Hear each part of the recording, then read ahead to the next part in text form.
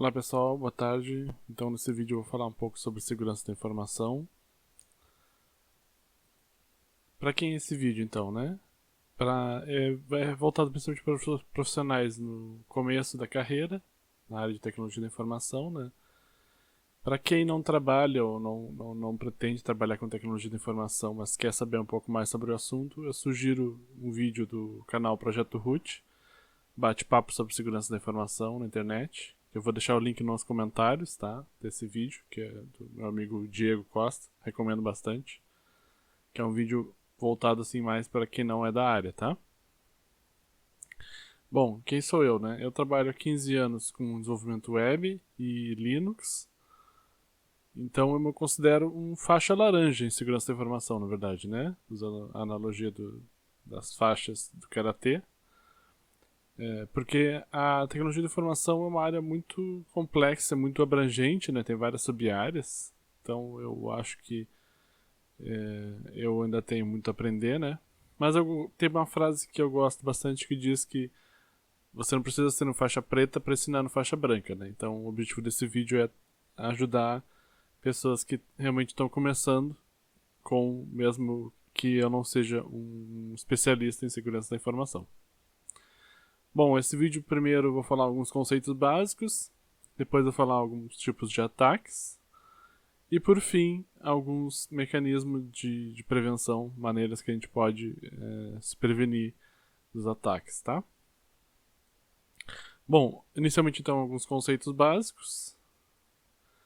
A segurança da informação ela tem várias dimensões, né? Mas eu destaquei três aqui que eu considero os principais e são também os mais que eu considero os mais importantes, mais próximos da realidade, né? O primeiro deles seria a confidencialidade, que é a questão de manter os dados em segredo quando eles são dados sigilosos, né?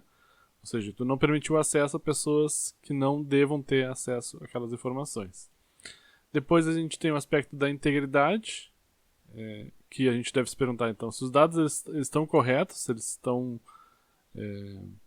eles foram armazenados da maneira correta, né? Se eles conseguem ser recuperados e lidos de maneira correta, né? Então, se eu salvei o nome de uma pessoa, eu tenho que ler o nome correto dessa pessoa, né?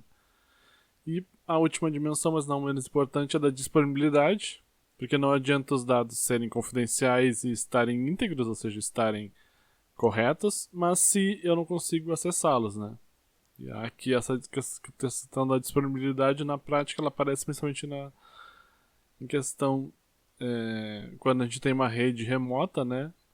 Não adianta eu ter um data center super protegido se os meus dados estão disponíveis até mesmo para quem deveria poder acessar aqueles dados, né? Então, a gente deve ter esses três aspectos em mente quando a gente pensa em segurança da informação. Existem outros aspectos, mas eu considero esses aqui são os principais.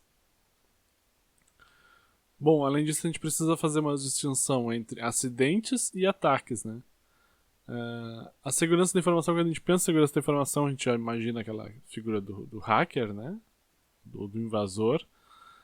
Mas, na verdade, muitos problemas também são causados por acidentes, né? Então, alguns tipos de acidentes. Podem ser tantos fenômenos naturais, né?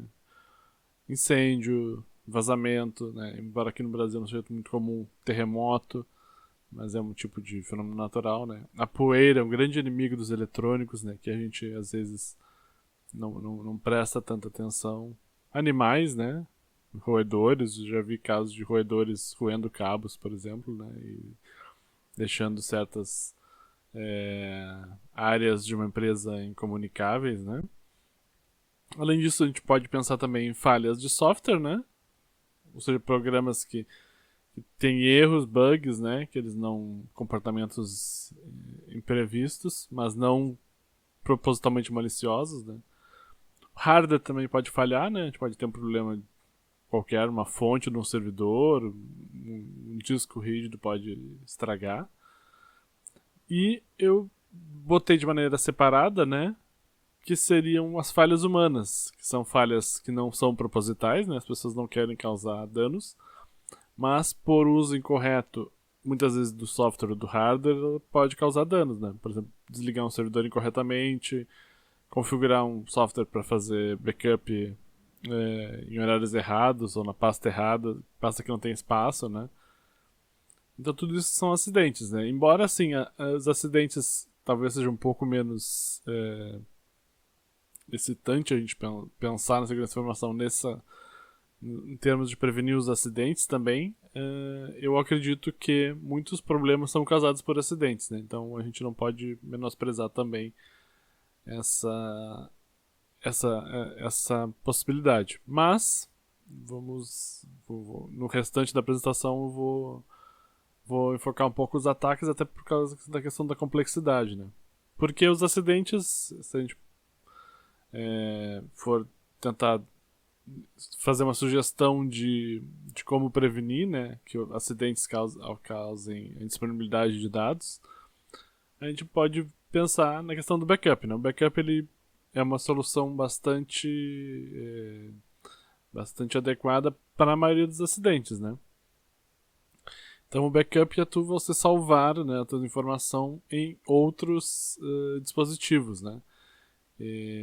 Lembrando que, né, a gente fazer uma cópia de um determinado disco rígido no próprio disco rígido, isso de maneira alguma é um backup, né? Porque se aquele dispositivo, aquele servidor tiver um problema, ele vai ficar indisponível, né? Então o backup ele tem que ser, no mínimo ele tem que estar em uma outra máquina, né? E se for possível, né, dependendo da importância dos dados, claro que isso tem um custo, você deve manter ou em um prédio diferente, né, eventualmente até na internet. Claro que também manter os dados na internet causa geram outros problemas de segurança, né? Então, se você for manter num local onde você não está sobre a sua tutela, né, você tem que pelo menos criptografar aqueles dados, né? E vale sempre a regra, né, de que em termos de backup, quem tem uma frasinha que diz, né, quem tem dois tem um, quem tem um não tem nenhum, né? Então, na verdade, manter mais de um backup é sempre uma boa prática. E é importante também a gente fazer os testes do backup, né? Por causa que não basta a gente achar que o backup está sendo feito, porque eventualmente pode ser que a gente pensa que o backup está sendo feito, mas na hora de fazer a recuperação a gente percebe que o backup não está disponível, né?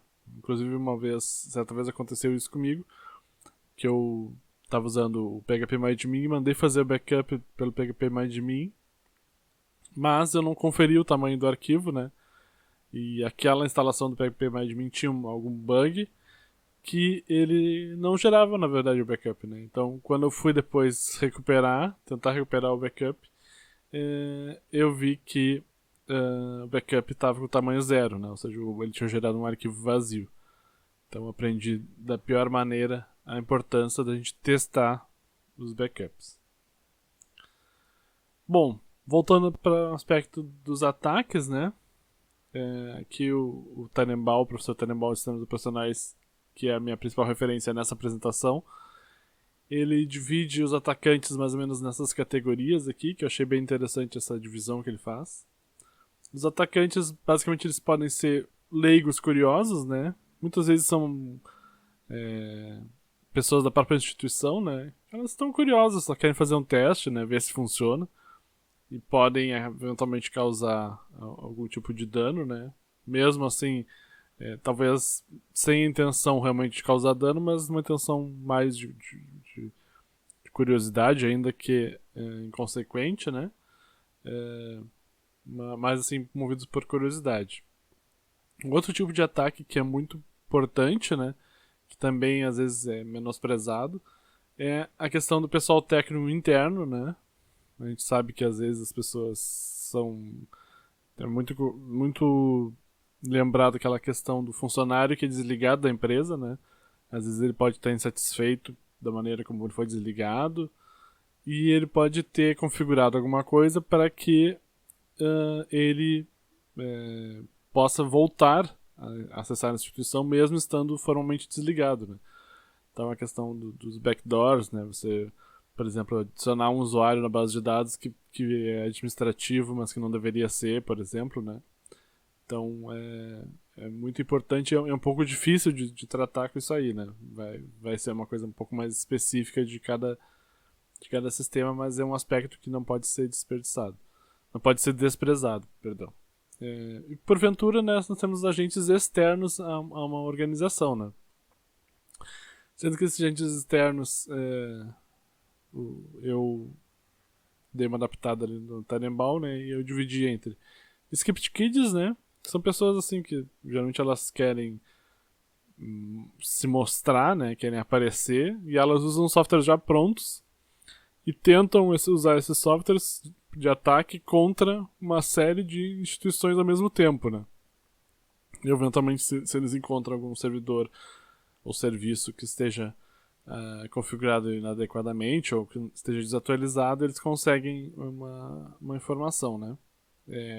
E claro que o risco acaba sendo um pouquinho menor, mas, né, acabam causando muitos danos também, né? E por isso que é essencial que a gente sempre mantenha os softwares atualizados. Também temos a questão da engenharia social, né? O que é a engenharia social? A engenharia social basicamente é tu enganar as pessoas, né? Usar a famosa lábia, né? Para enganar as pessoas e conseguir acessos, né? Por exemplo, eu estava lendo um relato esses tempos de uma pessoa que, caso o relato seja verdadeiro, né? Ela fingiu que ela trabalhava numa empresa de telefonia e dizendo que ela ia fazer uma manutenção no data center, ela conseguiu passar pelos controles físicos, né, de segurança, passou pela secretaria e entrou no data center, né? No caso, segundo o relato, era somente para provar que havia essa possibilidade de falha, né? Então a engenharia social é isso, é tu enganar as pessoas para tu conseguir acessos, né? E essa engenharia social, às vezes, ela pode ser feita, inclusive, remotamente, né? Que é a questão dos spammers, né? Que eu citei ali. Que é quando pessoas tentam, por exemplo, né, prometendo coisas diversas, ou às vezes falando, precisamos cadastrar somos da TI e precisamos cadastrar essa senha de novo, clique aqui para alterar essa senha, né? E aí é um formulário que parece que é verdadeiro, às vezes até imita o site da instituição, né? E aí pede a senha antiga e fala para cadastrar a senha nova, né? Claro que na verdade a senha nova não é usada para nada. O interesse é obter a senha, que é essa senha que o formulário diz que vai ser a senha antiga, né? Que na verdade é a senha que continua válida. E baseado naquela senha ali, ele consegue acesso interno na organização. Um outro questão, eu botei aqui como profissionais, na verdade são atacantes, né? São criminosos. Quando eles estão interessados assim em atacar instituições específicas, né? Então, como exemplo aqui eu botei o ataque a bancos, né? Claro que as instituições financeiras, por lidarem diretamente com dinheiro, né? E terem uma recompensa possível para criminosos muito grande, né? Então elas são muito visadas, né? Então aí esse item aqui seriam profissionais, né? Que eles visam atacar aspectos bem específicos, né? De uma determinada organização, né? Então geralmente são profissionais mais qualificados, né? E por isso esse ataque requer também bastante cuidado, né?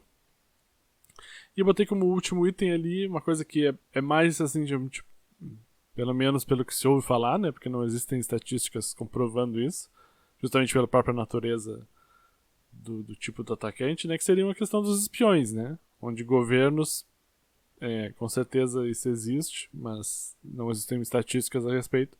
Mas com certeza governos tentam espionar outros governos, né? Ou governos tentam espionar empresas de outras nacionalidades, né? E aqui a gente tem teoricamente um profissional que é muito bem remunerado, né? E por isso ele é muito bem qualificado e é muito difícil lidar com essa situação, né? Bom, mas aí a gente já tá falando no jogo assim que foge um pouco dos mortais, assim, né? Que é uma situação um pouco menos comum, imagina-se, né? De acontecer. Mas, claro, dependendo da organização onde você trabalha, você também requer atenção a esse tipo de atacante, né? E aí o Tannenbaum sugere que, baseado no tipo de atacante, né, a gente estabeleça medidas de segurança para lidar com o problema. Também podemos classificar os ataques em remotos ou locais, né? Os remotos seriam os que aconteceriam através da internet e os locais seriam os que não utilizariam a internet, né?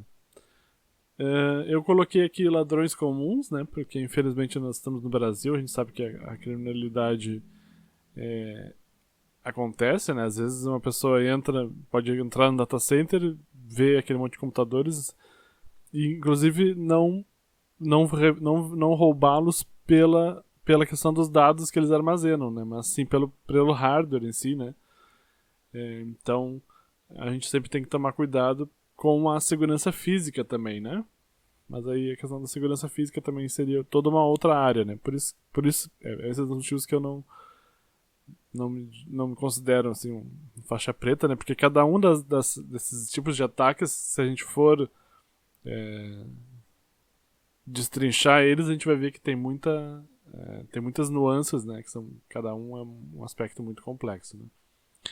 E temos, por sua vez, os atacantes especializados, né? Que seriam atacantes que eu estava querendo dizer que eles estão mais interessados nos dados do que no hardware em si, né? Então eles vão tentar coisas como fazer uma cópia dos dados, né? Para depois utilizar esses dados para finalidades escusas. Um outro conceito importante é o conceito de criptografia, né? Que eu peguei esse conceito ali mais formal, né? Seria a área que estuda e pratica princípios e técnicas para comunicação segura, tá? Ou seja, né? Basicamente você tem um ambiente de comunicação que pode estar sendo ouvido, né? Então você tenta disfarçar ou codificar os seus dados para que, mesmo que alguém consiga fazer uma leitura deles, que eles não saibam o verdadeiro teor não codificado dos seus dados, né?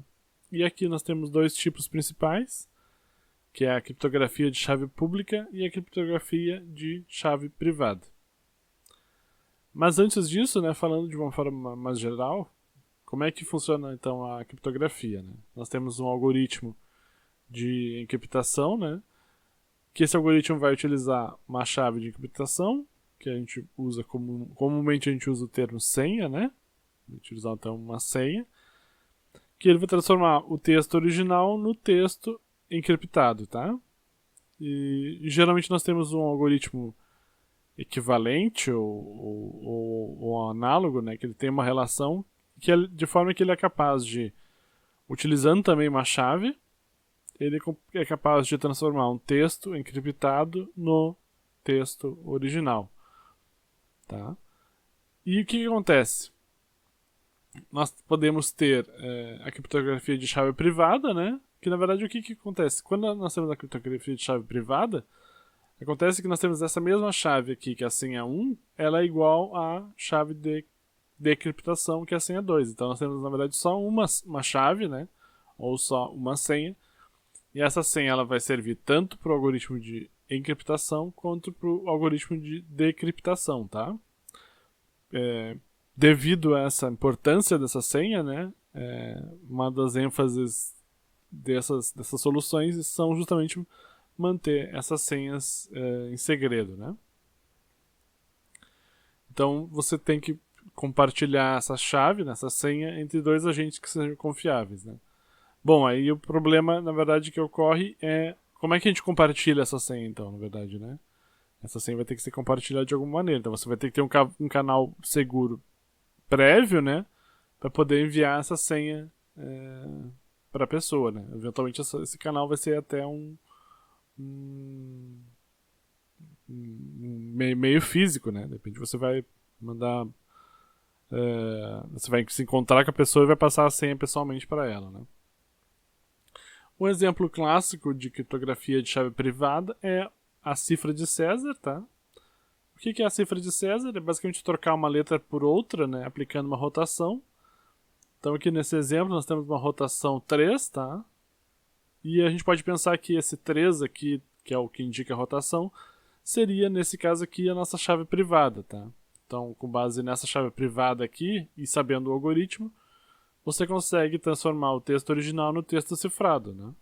E no caso da cifra de César, né, o algoritmo é muito semelhante, né? O algoritmo de criptografia ao de decriptação são muito semelhantes, e você consegue, a partir de um, deduzir o outro sem maiores dificuldades, né? Vamos dar um exemplo aqui. Como aqui nós temos uma rotação 3, quer dizer que o A vai ser substituído pela terceira letra que vem após, né? Então, como se fosse uma letra seria o B, como se fosse duas letras seria o C, como são 3 letras, ou seja, a chave é 3, então o A é substituído pelo D. Da mesma maneira, o B é sempre substituído pelo E, o C sempre substituído pelo F e assim por diante, né? Indo lá pro final do alfabeto, né? Nesse caso aqui nós temos só as letras de A a Z, nós não temos C cedilha e outros caracteres especiais, né? Mas a ideia seria semelhante. Mas aqui no final, né, a gente transformaria o X no A, o Y no B e o Z no C, tá? Usando a mesma senha, né, ou a mesma rotação, né? Se a gente fosse traduzir esse texto aqui, a ligeira raposa marrom, teríamos aqui embaixo esse texto cifrado, né? É claro que, embora ele seja bastante simples de entender, né?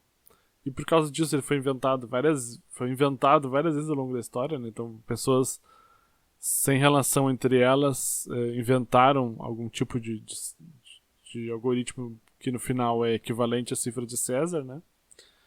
Porém, ele acaba sendo muito simples, né? E você consegue utilizar criptoanálise, né? Que é analisar, que é fazer uma análise geralmente estatística naquele código para descobrir características dele e a partir daí descriptografar os textos, né? Por exemplo, você pode analisar a frequência das letras, né? Porque se você souber qual que é a linguagem original que o texto foi gerado, aquela linguagem ela sempre vai ter letras que são mais comuns, né? Então você pode, por exemplo, no português nós temos o A e o O, por exemplo, né? Que são letras que são muito comuns. Então a gente poderia analisar o texto cifrado e observar que algumas letras, né? Nesse caso aqui, o D, né? E qual que é o R, né? Podemos observar que aqui no texto de baixo, o D e o R eles aparecem com muita frequência, né? Então, com base nisso, alguém poderia supor, né, com razão nesse caso, que o A é o D e o O é o R, ou vice-versa, né? Mas aí é questão de você fazer alguns testes e você consegue reverter a cifra, né? Então a cifra de César, embora ela seja interessante, por ser muito simples de explicar, ela também acaba sendo um pouco simples de quebrar, né? A ideia da chave pública, né? Ela se baseia no fato de algumas funções são de mão única, ou seja, o que é uma função de mão única? É quando nós temos uma função de A, uma função F, né, aliás, que se você passar o valor A para ela, o valor dela vai ser B. Por outro lado, se você tiver B, calcular o inverso e chegar no A, ou é impossível, né? Ou então, computacionalmente é muito custoso, né? Então aqui eu tenho um exemplo, por exemplo, né? Um exemplo muito simples, né? Que na verdade nem é tão computacionalmente custoso, mas só para a gente entender, né? Vamos imaginar que a gente não tem computador, que a gente teria que fazer isso aqui na mão, né? Se eu falar para você para descobrir quais números primos que multiplicados resultam em 181, né? Bom, a maioria das pessoas que estão vendo esse vídeo possivelmente fariam por tentativa e erro aqui, né? E como nós temos vários números primos menores que 187, né? Então, seria uma coisa que ia demorar um pouco, né? Então, aqui já adianto a resposta que nesse caso aqui seria 11 e 17, né? Mas por outro lado, se eu tiver o 11 e 17, eu consigo multiplicar eles muito fácil, né? Então, esse aqui é um exemplo onde eu tendo o 11 e o 17 e sabendo que eu tenho que fazer a multiplicação, eu consigo chegar no 187 muito simples. Só que eu tendo o 187 e mesmo sabendo que ele é a multiplicação de outros dois números primos, ainda assim é difícil eu descobrir manualmente, né, quais números que geraram ele, né. Claro que para tornar isso aqui difícil computacionalmente, você vai precisar aumentar bastante esse número aqui, né? Não seria o 87, mas digamos algum número com 12, 15 casas, assim já daria um trabalhinho para um computador, né? Então é essa a ideia da criptografia de chave pública. Você tem, então, um algoritmo de encriptação, tá? Onde você vai usar a chave pública, então, é a chave que vai ser usada para criptografar os textos, né? Então, se eu quero mandar uma mensagem para a pessoa A, eu vou usar a chave pública dela, ou seja, chave de encriptação, né? Com isso, eu vou poder ter o meu texto original. Aí, como eu tenho a chave pública da pessoa, e todos têm essa chave pública, né? E temos um algoritmo também, eu posso criptografar o texto. Mas a questão é que somente a pessoa A, ela tem a chave privada, que seria a senha 2, né? Então, como somente ela tem essa chave privada aqui, então somente ela, né, em teoria, né, claro que isso não serve para qualquer algoritmo, são alguns algoritmos especiais, né, que têm essas propriedades, somente ela vai conseguir decriptar o texto, né, e obter o texto original, que era o texto que eu estava mandando para ela, né. Então a criptografia de chave pública, ela tem essas duas chaves, na verdade. Ela também tem uma chave privada, que é mantida só por quem quer decriptar o texto, e temos a chave pública, tá? Que ela como o nome já sugere, ela pode ser mantida publicamente, né? E é um pouco contra-intuitivo até essa ideia, mas realmente na prática ela funciona, né? Bom, alguns tipos de autenticação, né? Você pode ter autenticações baseadas em alguma coisa que você sabe, que é a ideia das senhas e códigos, né? Você pode ter autenticação baseada em uma coisa que você que é baseada pode ser, por exemplo, os digitais, né? A íris do olho, né? Ou né? E o contra disso, né? Bom, aqui eu não escrevi, mas o contra das chaves baseadas em alguma coisa que você sabe é que se você esquecer, né? Você perde o acesso, né? O ponto negativo da autenticação baseada em coisas que você é que você não pode mudar, né? Você não pode mudar seus digitais, por exemplo, né? E você também pode ter autenticação baseada em alguma coisa que você tem, né? Que é a ideia por trás de pendrives, né? De autenticação, a ideia por trás do crachá, né? Bom, os pontos negativos desse tipo de autenticação, né? É que às vezes, dependendo dos pendrives de autenticação que a gente chama de tokens, né? Eles às vezes são caros de fabricar, né? Não é desprezível o custo deles, né? E além disso, eles podem ser roubados, perdidos, ou eu não botei aqui, mas podem ser, principalmente na questão do crachá, né? Que é uma coisa um pouco mais simples, podem ser falsificados, né? Então você tem que escolher bem os métodos de autenticação, né? Baseado nos prós e contras de cada um. Especificamente das senhas, né? Falando um pouco mais das senhas porque elas são muito comuns. De uma maneira geral, quanto maior uma senha, melhor, mais comprida, melhor, né? Porém, se a senha for muito difícil, né? Se for uma sopa de letrinhas, né? O usuário não vai decorar, tá? E a gente percebe na prática, né? Que que acontece, né? Ele vai trocar por alguma coisa mais fácil, né? Mesmo que você gere uma senha difícil para ele inicialmente. Na primeira oportunidade ele vai trocar por alguma coisa mais fácil, ou se não for possível trocar por alguma coisa mais fácil, ele vai anotar a senha em algum lugar, né? Essas são as tendências que a gente observa. Então, assim, uma boa prática de maneira geral, né? é que frases, em geral, são melhores do que sopas de letrinhas, né? Por exemplo, eu gosto de viver em Pelotas, é melhor do que esse conjunto aqui de letras, né?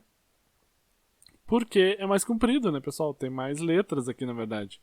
E é mais fácil de decorar, tá? Então, essa seria uma das maneiras da gente tentar lidar com as senhas, né? Eu vou apontar outras depois lá na última parte da apresentação. Um problema, inclusive, que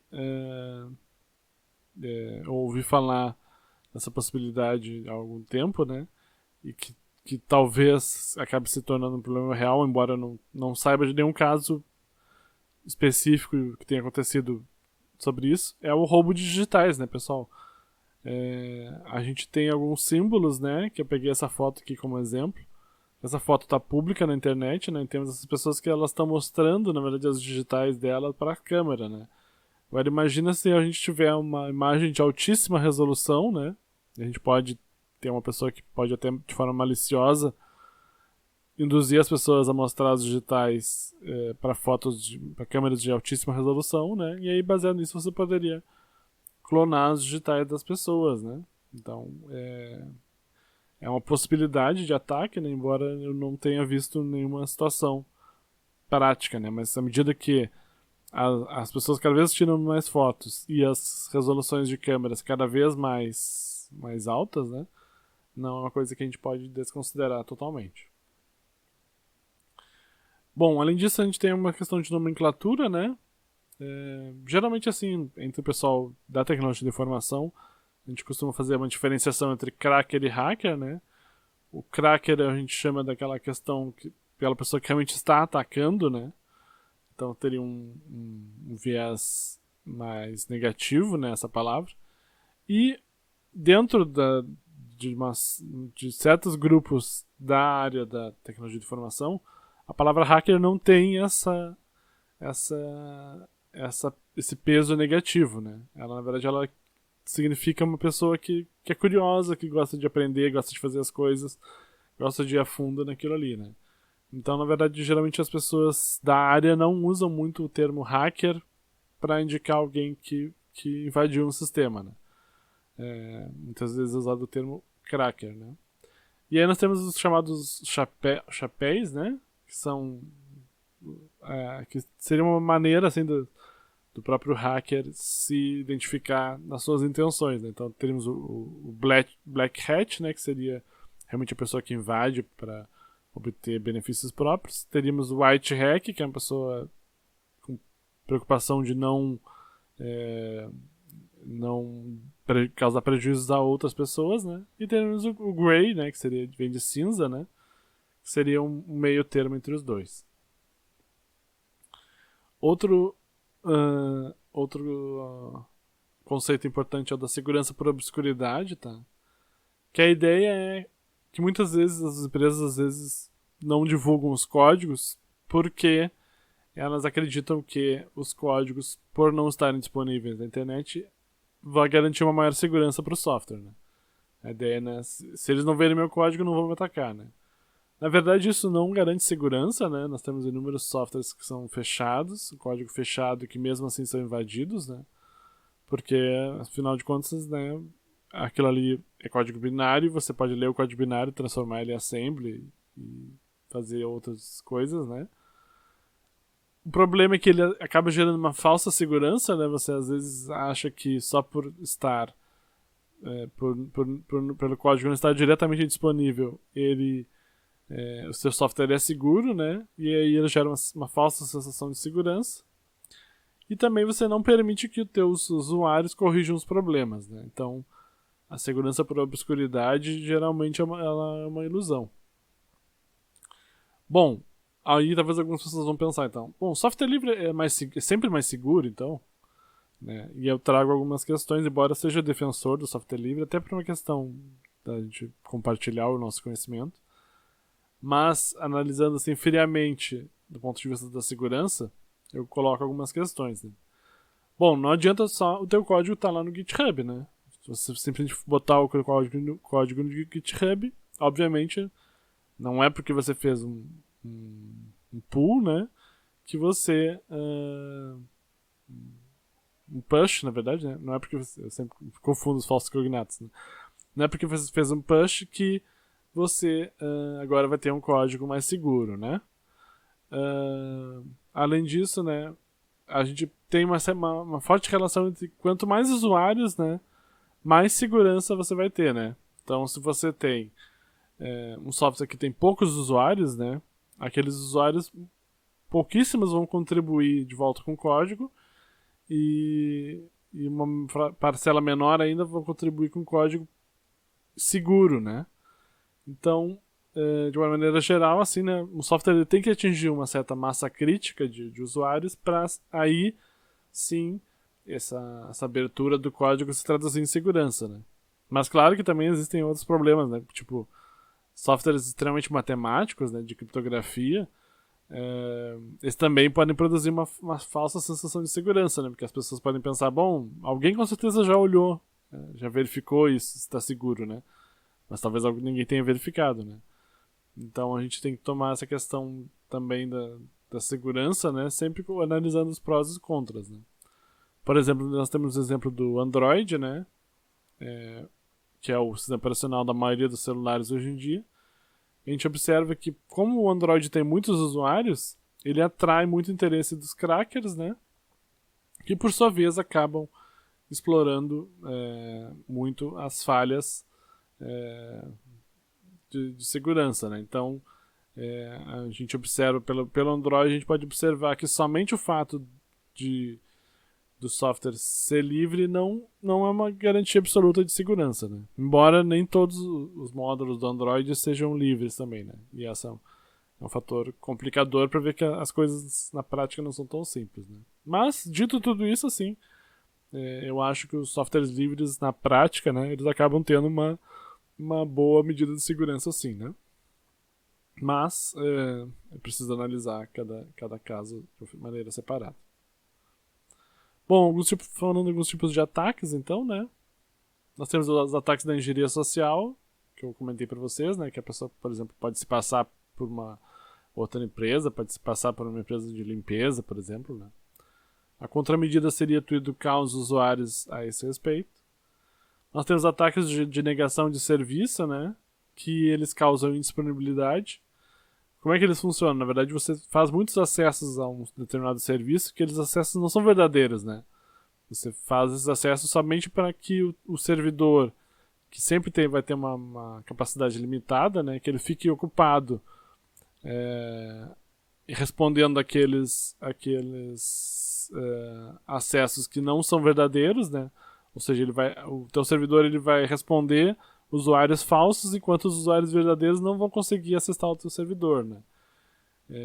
E na verdade esse é um tipo de ataques mais difíceis de tu lidar, por causa que é difícil tu fazer automaticamente, né? Tu fazer essa diferenciação entre os usuários válidos e usuários inválidos, né?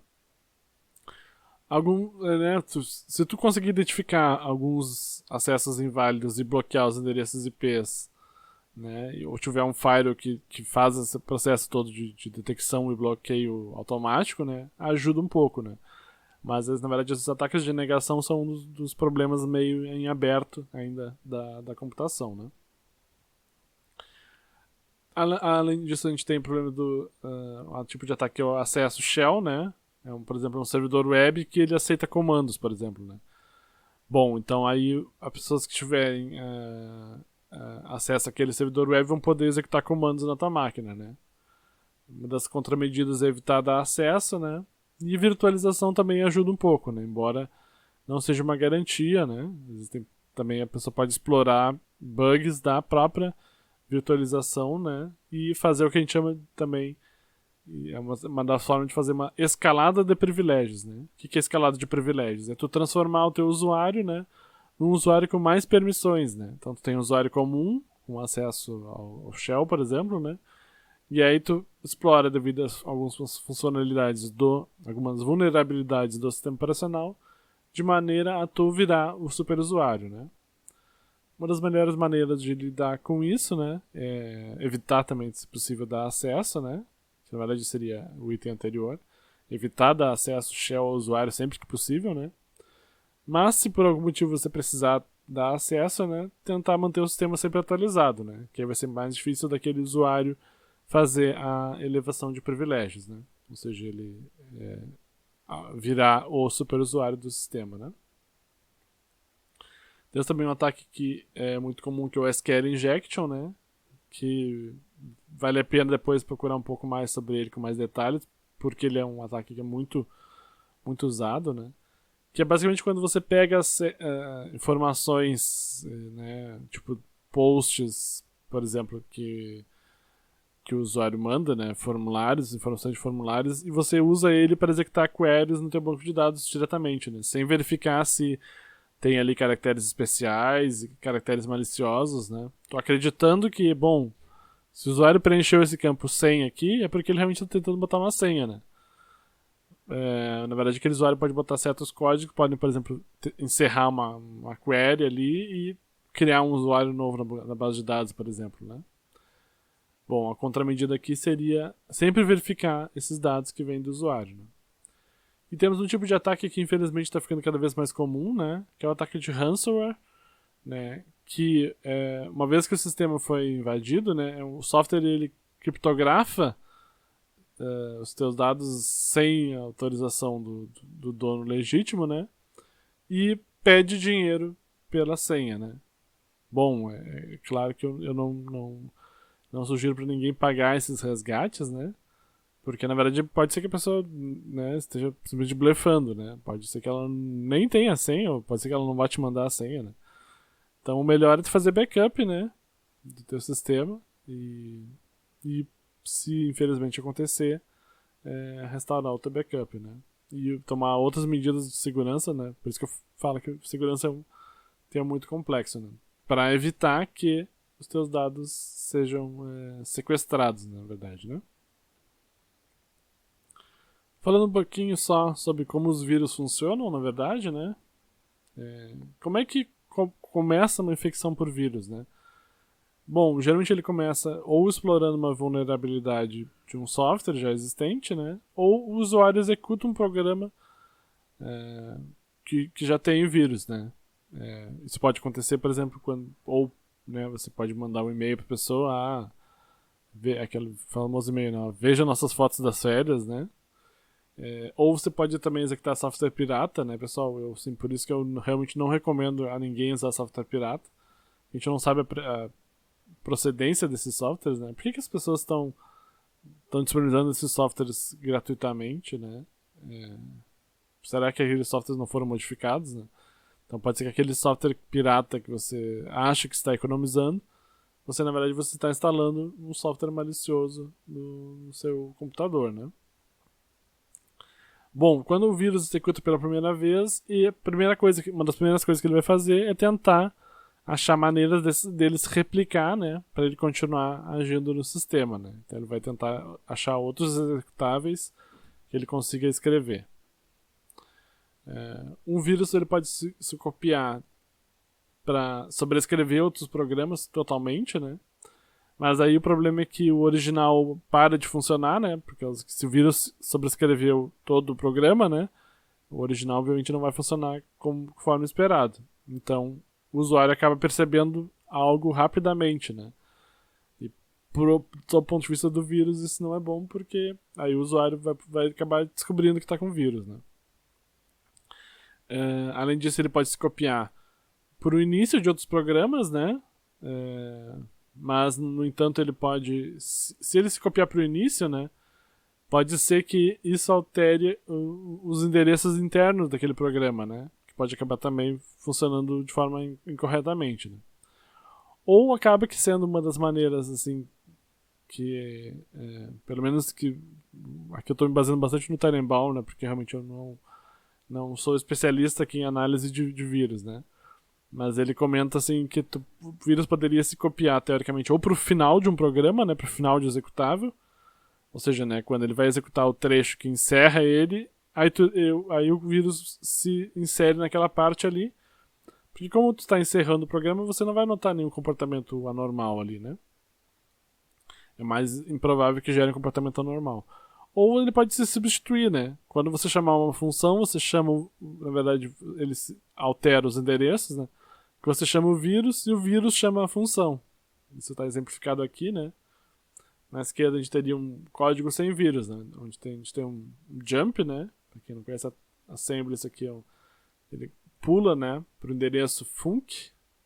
Né? No endereço func normalmente ele somaria aqui 1 e 2, né? Operação de add, 1 e 2, e depois retorna, né? Esse aqui seria um exemplo de código sem vírus. Né? O mesmo código com o vírus poderia ser assim, né? O vírus altera os endereços para, ao invés de pular para a função, ele pula para o código do vírus. Né? Aí o código do vírus faz o que tem que fazer, né? Faz essas coisas maliciosas e volta para a função. Né? E aí a função opera normalmente e retorna, né? Normalmente. Então, assim, a princípio o programa original não parou de funcionar, né? E o vírus ele executou ali, né? Se ele for um vírus que procure ser discreto e não usar muita CPU, pode ser que acabe ele passando desapercebido, né? Algumas medidas de prevenção que eu sugiro, né? A primeira, a questão das senhas, né? As senhas são muito importantes hoje em dia, né, pessoal? Então, usar um software gerenciador de senhas, tá? Também vou deixar nos links ali um software que eu praticamente uso, que é o KeePass, tá? Que ele basicamente é um software onde você ele pode gerar senhas e salvar outras senhas. Então você tem uma senha mestra que você usa para abrir esse software, né? E aí você tem outras senhas ali salvas nele, né? Então com isso você só precisa decorar uma senha, né? É muito melhor do que você decorar milhares de senhas ou você usar a mesma senha para múltiplos serviços, né? Mesmo que você tenha uma senha segura e você use ela para múltiplos serviços, né? No momento que algum daqueles serviços tiver a senha comprometida, você tem a sua senha comprometida em todos os serviços, né? Por isso que é muito uma boa prática tu usar uma senha diferente para cada site, para cada sistema, né? E aí, para você não ficar maluco decorando senhas, né? Você pode usar um software gerenciador de senhas. Além disso, devido à importância, né? Hoje em dia todo mundo já está usando Internet Banking, né? Dependendo do seu nível de cuidado, pode ser interessante usar máquinas virtuais para acessar bancos, né? E, dependendo do seu nível de paranoia, até lojas, né? Tudo que você for acessar com cartão, você acessa máquina virtual, né? Isso é uma camada adicional de segurança, né? Não garante, mas é uma camada adicional. Você também pode tentar usar cartões virtuais, né? Usa um cartão virtual e depois já cancela, né? Ou usa para valores pequenos, né? E principalmente não instalar software pirata, né, pessoal? Eu repito isso, né? A gente não sabe por que aquele software está sendo disponibilizado. Né? De repente foi até por uma boa intenção de piratear, né? Que, claro, pro dono original a intenção nunca é boa, né? Mas de repente o pirata realmente queria que as pessoas utilizassem aquele software, mas a gente não sabe, na verdade, né? Quem que fez aquelas modificações naquele software. Além do aspecto ético, né, de tu usar software que você não pagou, né, mas sem entrar no aspecto ético, né, eu não recomendo, principalmente porque a gente não sabe se aquilo ali o software foi modificado para ter alguma coisa ali que rouba as suas senhas, que acesse seu cartão de banco, né. Então, não instalar software pirata eu acho que é uma coisa muito importante, cada vez mais importante, né. Para quem for desenvolvedor, né, desenvolver sempre pensando em segurança, né? Ao invés de, vou desenvolver e depois eu penso na segurança. Não, já tentar desenvolver desde o início, já pensando na segurança o tempo todo, né?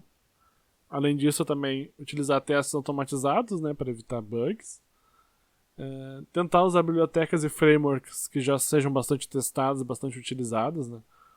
Essa questão de usar bibliotecas e frameworks próprios, né? A gente tem que tomar cuidado, porque muitas vezes se a gente utilizar uma ferramenta que somente nós fizemos, né, aquela questão do software livre não trabalha a nosso favor nesse caso, né.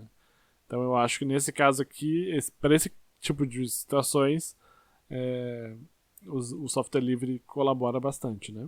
E também conhecer os principais tipos de ataques, né, procurar, mesmo que você não seja alguém de segurança da informação, que nem é o meu caso, né, tentar ter pelo menos uma visão geral de como é que as coisas funcionam, de como é que a gente pode lidar com a questão da segurança, né? Se você for administrador de sistemas, né, ajuda muito manter os sistemas atualizados, né, por causa que aí já vai bloquear muitas ferramentas automatizadas de ataque, né? Por padrão, quando você for configurar coisas, negue o acesso, tá? É mais seguro você negar o acesso para tudo e depois ir abrindo o acesso, tá? À medida que for realmente necessário, do que o contrário, você deixar tudo aberto e ir fechando à medida que acontecerem problemas. É melhor bloquear para o padrão, né? Usar um firewall é muito bom, né? Às vezes a gente, inclusive, vale a pena investir num firewall comercial, né? Existem firewalls comerciais que fazem verificações mais complexas, né? E pode ser interessante, né? Mas se você não tiver dinheiro ali, pelo menos ali um IP tables, né? Um firewall via software, você tem que ter, né? À medida que as empresas e as instituições ficam maiores, né? Precisa ter uma equipe de segurança dedicada, tá, pessoal? E essa equipe de segurança precisa ter tempo e permissões para trabalhar com tentativas de ataques, né? Simulações de tentativas de ataques, né? E aí é toda uma área também de segurança da informação, que é pen test, né? Que é penetration test, né? Que é onde você para verificar a segurança, você tenta fazer as suas invasões, né? Então seria o hacker do bem, né? Claro, né? Isso tudo sempre feito com autorização prévia, tá, pessoal? Assim, você ficar brincando de invasão, tá? Mesmo que você não delete nada, que você não veja o conteúdo de nenhum arquivo, tá? Isso é crime, tá? E pode ter complicações jurídicas muito grandes, mesmo que você pense, mas eu não vou fazer nada de errado, né? Não vou prejudicar ninguém. Isso pode ter consequências bem sérias, tá, pessoal? Então, não brinquem de invasão nos sistemas dos outros, tá? E mesmo se você for de uma determinada organização, né? Consulte o setor de TI, tá? Vê como é que você pode ajudar. Com certeza eles vão... Vai existir maneiras onde você pode ajudar a tua organização sem dar uma rasteira na equipe de TI, né? E sem causar prejuízo para ti mesmo. E a chantagem é um crime pior ainda, né? Você, descobrir uma falha, você mandar e-mail. Bom, se você não me derem alguma coisa, eu vou divulgar essa falha na internet, né? Pessoal, isso é chantagem, né? Então, não façam isso, né? Eventualmente, se você descobrir um bug num software, né, de terceiros, né? Ou mesmo se descobrir um bug na sua organização, avise os responsáveis e siga com essa vida, tá? Se as pessoas vão tratar aquele bug com a devida seriedade ou não, não é a sua responsabilidade, tá? Não explore, obviamente, essa falha, né? Mas existem, né, para quem achou interessante isso, existem empresas que oferecem programas de bug bounty, né? Que na verdade elas é mais ou menos assim, né? Elas pagam dinheiro para quem descobrir falhas no software delas, né? Aí é uma situação diferente, né? Aí elas realmente têm um certo acordo, né? Claro que mesmo que se você descubra, não delete dados de ninguém, nada do tipo. Mas aí esses programas eles existem, né? Embora não sejam todas as empresas que adotem isso, mas eles existem e aí é uma possibilidade de você, sim, ganhar dinheiro descobrindo e reportando vulnerabilidades, né? Mas consulte o programa de bug bounty de cada empresa especificamente, né? Eu vou deixar alguns links, fora os que eu mencionei, né? Eu vou deixar alguns links, né? Tem um vídeo muito interessante sobre a máquina Enigma, né? Que era uma máquina que os nazistas usavam, né? Para codificar essas informações na Segunda Guerra. 2 links do Coding Horror sobre senhas, né? E sobre a questão do hacker. O OWASP, né? Que é um site que reúne vulnerabilidades comuns, né? Principalmente para a web. Que vale a pena a gente, pelo menos, conhecer as top 10 vulnerabilidades mais exploradas, né? E tem um texto muito clássico ali, que é o Como se tornar um hacker, que realmente mostra esse ponto de vista do hacker, assim como alguém que em busca de aprimoramento, né? E por último, mas não menos importante, né, muitas das coisas dessa apresentação eu utilizei como base o capítulo sobre segurança do livro de Sistemas Operacionais Modernos do Andrew Tannenbaum, tá?